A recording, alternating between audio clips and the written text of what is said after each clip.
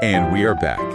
Hello and welcome, Sip&Talkers, to another deep dive. Hey, everyone. I have to say, you guys are such gluttons for punishment. Hi. You really love it when we zero in on your housing market, don't you? It's like this collective fascination with a topic that is, let's be honest, kind of painful.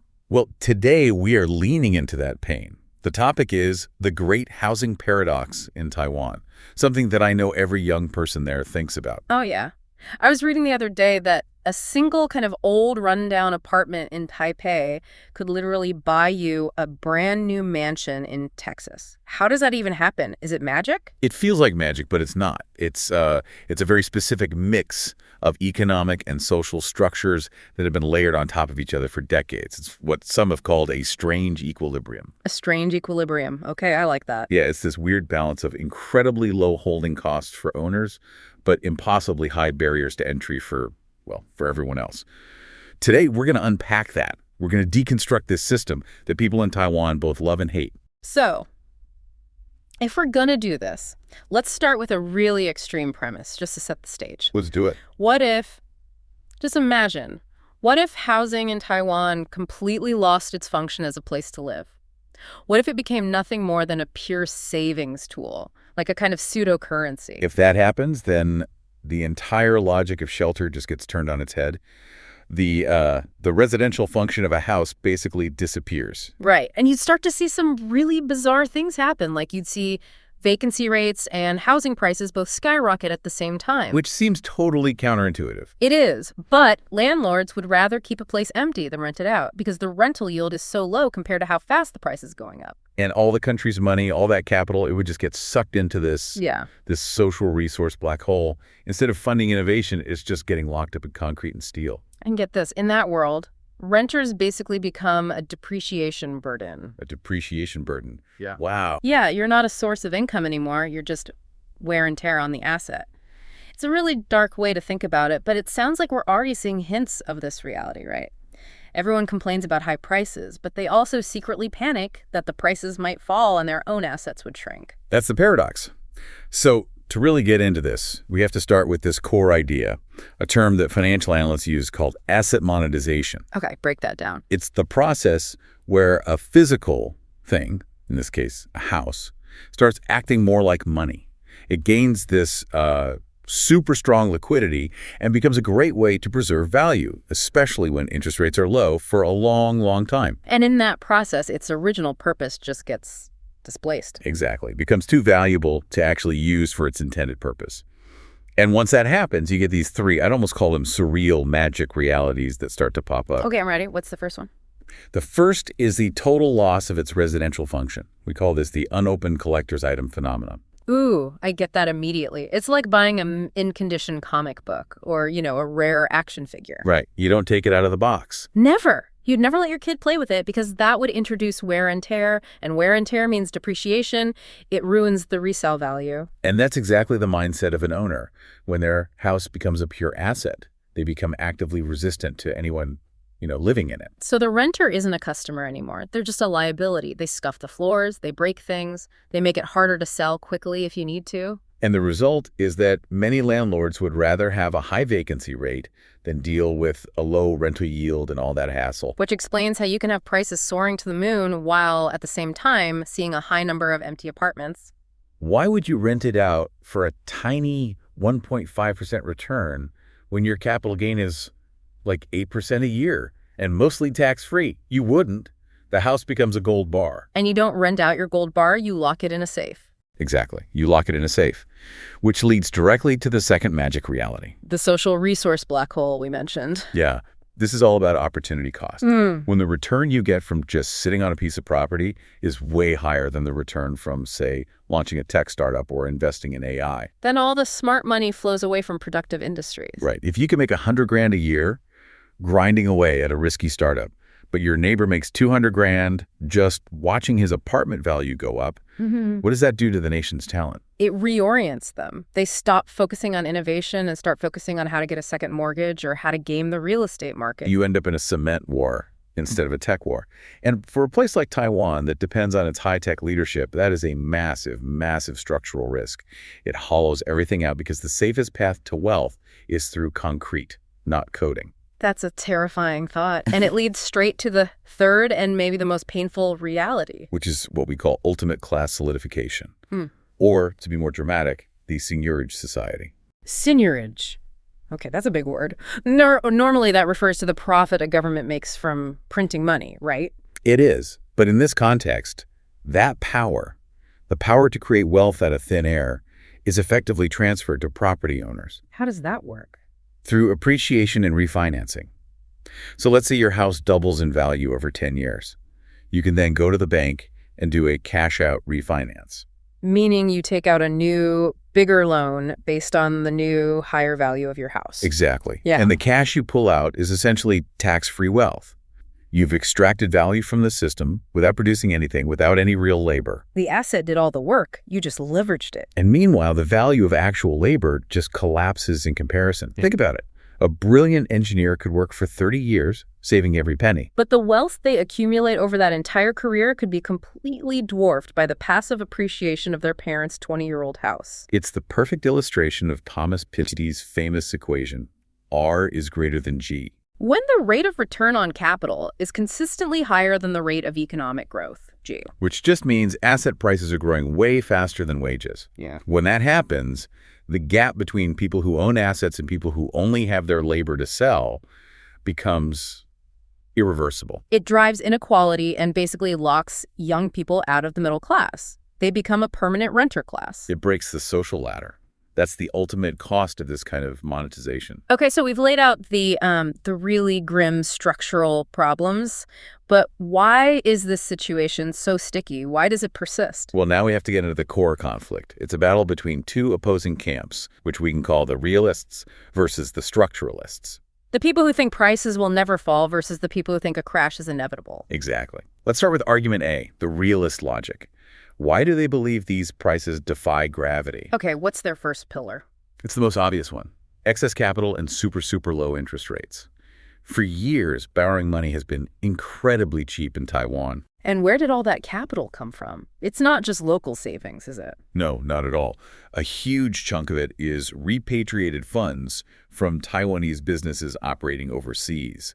We're talking hundreds of billions of TWD flooding back into the island. And that money has to go somewhere. It can't just sit in a bank account earning zero interest, especially with all the geopolitical risks in the region. Right. So real estate becomes the biggest, safest, most culturally acceptable place to park that cash. It acts like a giant sponge, soaking up supply and putting a floor under the entire market. Okay, so that's pillar one, a tsunami of cash. What's number two? This one is maybe the most important. The extremely low holding costs. This is the policy that makes the gold bar in the safe strategy possible. Right, the property taxes. This is where it's so different from the U.S. Totally different. In the States, you pay property tax based on the actual market value of your home, and it can be pretty steep, like 1% to 3% a year. It forces you to do something with the property. You have to live in it or rent it out just to cover the taxes. It's like we always say. In the U.S., owning a home is like raising a child. It needs constant feeding with cash. Whereas in Taiwan, it's like owning a potted plant. Exactly. Because their property taxes, the land tax and the house tax, they aren't based on the real market value. They're based on a much lower government-assessed value. So the effective tax rate is tiny, sometimes less than 0.1%. Which means there's almost zero cost to hoard property. You have no pressure to sell. You can just wait out any market downturns and ride the long-term wave of appreciation. Got it. So a flood of money and no cost to hold. What's the third realist argument? This one has to tackle the demographics, right? The falling birth rate. It does. The structuralists are always pointing to the low birth rate, but the realists have a clever counter. They say, don't look at the population, look at the number of households. The household fragmentation argument. Precisely. Even though the total population isn't growing much, the number of individual households is. You have more single-person households, more young couples moving out on their own, more elderly people living alone. And every one of those new households needs its own separate place to live. Right. So it maintains this strong baseline demand, especially for smaller units in the cities.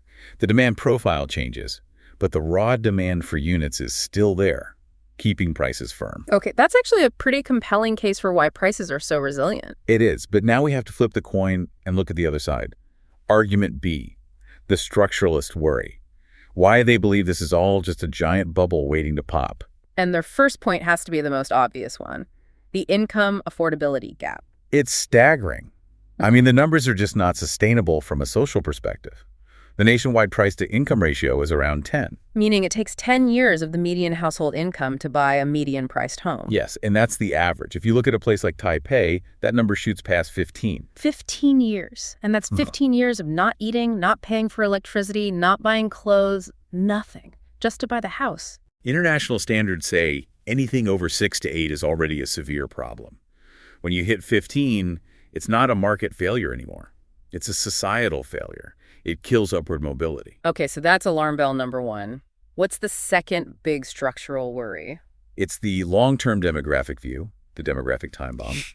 The realists are right about the current household growth, but the structuralists are looking 20 years down the road. To when Taiwan becomes a super-aged society. Exactly. And they ask the crucial question.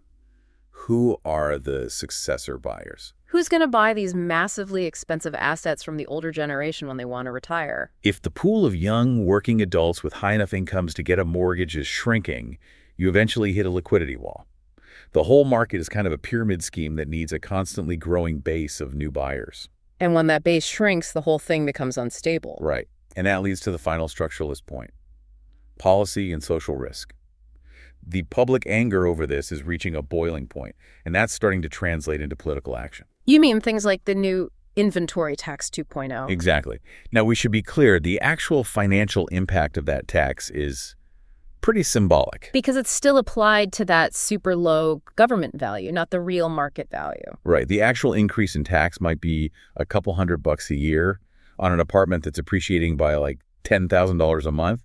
It creates no real pressure to sell. But the fact that the government felt they had to pass it shows that the political pressure is real. And that's the risk.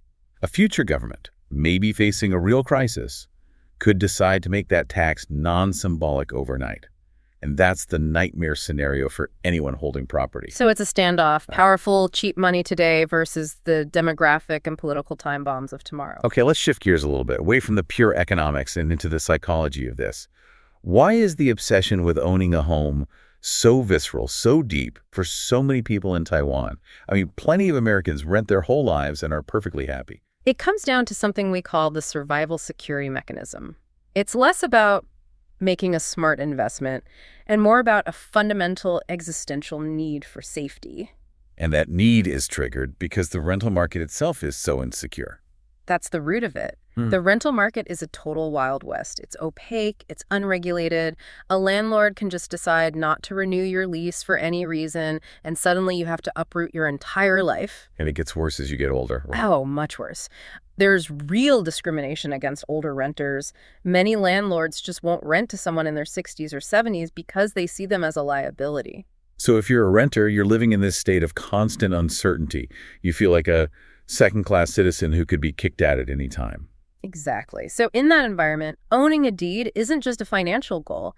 It's the only way to guarantee you'll have a stable roof over your head as you age. It's about aging with dignity. And then you layer on top of that insecurity this really powerful cultural imprint. The old saying, land is wealth. U2C Yukai. Yeah, that's deep in the cultural DNA.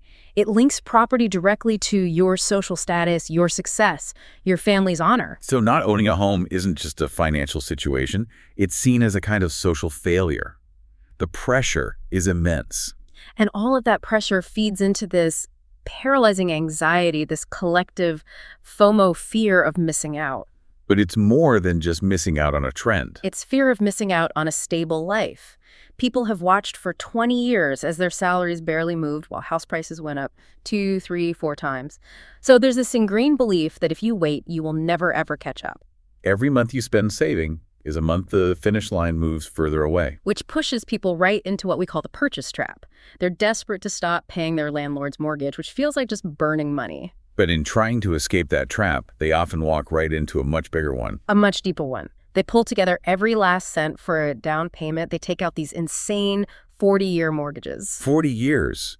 That's longer than a person's entire working career. And they trade the uncertainty of renting for 4 decades, of being completely enslaved to debt. That's the profound irony, isn't it? In trying to escape the landlord, you become a slave to the bank. And the cost is your quality of life. No travel, no hobbies, no risks.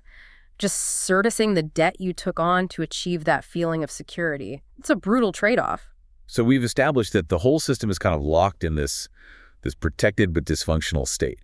The current approach from the government is like trying to fix an overloaded public bus. Yeah, they're adding a few safety features like that inventory tags, maybe a new mirror. But the bus is fundamentally broken. It's overloaded with asset hoarders and debt. So if you want a real solution, you can't just tinker with the bus. You need a radical change. And for that, we have to look at Singapore. Ah, the classic contrast. Singapore didn't fix the bus. They built a completely separate subway system underneath the whole city. Exactly. Their system is the Housing Development Board, the HDB, where more than 80% of the population lives in government-built and government-controlled housing. So let's run that thought experiment. What if Taiwan adopted that model tomorrow? Chaos. Absolute chaos. The stock market would probably crash. Private asset values would plummet. Why? Because the Singapore model is built on a completely different social contract. It requires citizens to give up a huge amount of financial freedom. You're talking about the Central Provident Fund, the CPF. Yes. Singaporean citizens are mandated to contribute 37% of their salary into this giant government-managed savings fund. 37%. If you suddenly diverted that much private money out of the Taiwanese economy and locked it in a public fund, liquidity would just vanish overnight. And that's why you can't just copy-paste the Singapore model. The whole social consensus is different. Taiwan is built on a foundation of low taxes, high individual freedom, and, as a result, high speculation. While Singapore's logic is the opposite. They prioritize collective housing stability over individual financial freedom. It's a fundamental philosophical difference, and when you look at how Singapore's system works, it's a really clear dual-track system. Right. They completely separate housing for living from housing for investment. 80% of the market, the HDB track, is focused on affordable living. Prices are pegged to income, not speculation. The other 20%, the private market, is where you go to invest and make money. You know exactly which game you're playing. And the HDB system has these brilliant anti-speculation mechanisms built right in. Oh, they are ruthless about it. You have a mandatory 5-year lock-in period before you can sell your HDB flat. You absolutely cannot flip it for a quick profit. And the government gives out huge subsidies to help people buy. But those subsidies are designed to kill short-term speculation, not encourage it. The difference in the outcome is just stark. Let's just look at the data side by side. Okay. Price to income ratio. Taipei, 15 plus. Singapore HDB. Stays right around 3.5 to 4.5. That's the difference between a lifetime of debt and predictable, affordable home ownership. And social housing coverage. Taiwan is less than 1%. Singapore is over 80%. It just shows a completely different philosophy. Taiwan's market is a financialized asset. Singapore's is a social good first and an investment second. But to make that system work, you face this huge public consensus barrier. The government needs massive credibility. People have to trust the state to manage their life savings and their housing. And it needs the power to acquire land quickly for public projects. And in Taiwan's political culture, with its deep distrust of centralized power and its reverence for private property rights, that kind of system is it's a non-starter right now. They're stuck. They want the stability of Singapore, but they reject the tools you need to build it. Which brings us to the most cynical, but maybe the most practical part of this whole discussion. If you can't beat the system, how do you join it? Right. If the game is rigged, you have to learn the rules of the rigged game. And the first step is to stop thinking about the market emotionally and start seeing it for what it is. A principal-protected high-leverage fund that's implicitly guaranteed by the government. Exactly. The government simply cannot let the housing bus crash. Household debt is over 90% of GDP. A significant drop in property values would trigger a systemic financial crisis. That fear of collapse is the guarantee. So, if you know the asset is protected, that creates opportunities. Let's talk about profit mode number 1, arbitraging policy leverage. This is all about using the ultra-low mortgage rates, which are around 2.1%. And the government is even sweetening the pot with subsidized loans for young people. And the math here is key.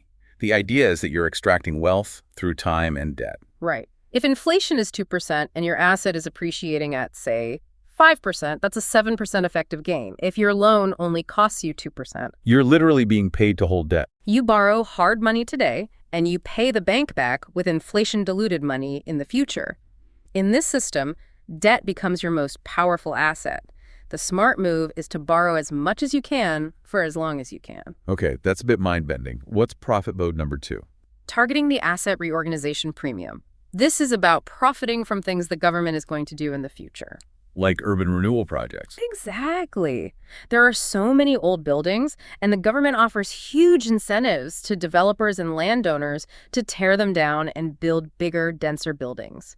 They essentially create valuable new square footage out of thin air and just give it to the property owners. So the strategy isn't just to buy property, it's to anticipate where the government is about to add value. You're looking for that information asymmetry. You buy an old building in an area you know is slated for renewal, or you buy land near where a new high-speed rail station or a new TSMC chip factory is going to be built. You're not betting on the market, you're betting on government policy. And for people who can't afford to buy the actual property, there's profit mode number 3, derivative financial instruments. This is how you ride the bus indirectly. Right. You invest in things that are highly correlated to the housing market. So REITs, stocks in major construction companies, and this is the big one, the banks. Let's really dig into the bank angle here, because the banks are the real stable winners in all of this. Absolutely. Mortgages are the bedrock of the entire Taiwanese financial system. We're talking over 11 trillion TWD. It's more than a third of all bank lending. And that makes the banks incredibly stable, because their biggest asset, the collateral on those mortgages, is the very thing the government has to protect from collapsing. So their mortgage income is seen as super low risk, super reliable, and even when the government tries to slow down lending, the banks just take their massive piles of cash and buy other safe things, like government bonds. They're insulated. They make steady money from the government on one hand, and they make steady protected money from mortgages on the other. It's a win-win for them.